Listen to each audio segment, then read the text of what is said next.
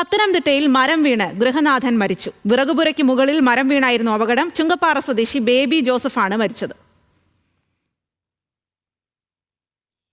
വിവരങ്ങളുമായി ശ്രീരാജാണ് ചേരുന്നത്. ശ്രീരാജ്, എപ്പോഴാണ് അപകടം സംഭവിച്ചത്?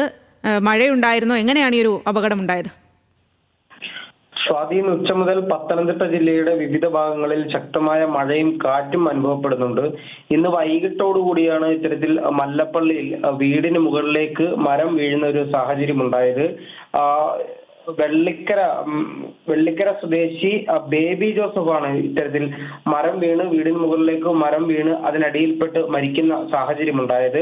ഈ ഭാര്യ പുറത്തു പോയ ഒരു ഘട്ടത്തിലായിരുന്നു ഇത്തരത്തിൽ മരം വീഴുന്നതും. പിന്നീട് ഇവർ ഫോണിൽ ബന്ധപ്പെടാൻ ശ്രമിച്ചെങ്കിലും ഇദ്ദേഹം ഫോൺ എടുത്തില്ല. തുടർന്ന് തൊട്ടടുത്തുള്ള വീട്ടിൽ വിളിച്ച് വിവരം അറിയിക്കുകയും അങ്ങനെ അവർ വന്ന് നോക്കുമ്പോഴാണ് ഇത്തരത്തിൽ മരം ഈ വിറകുപുരയ്ക്ക് മുകളിലൂടെ വീണ് കിടക്കുന്നത് കാണുന്നതും അതിനടിയിൽ ഇത്തരത്തിൽ ഇദ്ദേഹം അതിനടിയിലുണ്ട് എന്ന് തിരിച്ചറിയുന്നത്. ഉടൻ തന്നെ നാട്ടുകാർ ഇത്തരത്തിൽ മരം നീക്കം ചെയ്യുകയും ഫയർഫോഴ്സിന് വിവരം അറിയിക്കുകയും ചെയ്തു. ഉടൻ തന്നെ ഈ മരം നീക്കം ചെയ്ത് ഇദ്ദേഹത്തെ പുറത്തെടുക്കാൻ. ശരി ശ്രീരാജ്, പത്തനംതിട്ടയിലാണ് മരം വീണ് ഗൃഹനാഥൻ മരിച്ചത്. വിറകുപുരയ്ക്ക് മുകളിൽ മരം വീണായിരുന്നു അപകടം സംഭവിച്ചത്.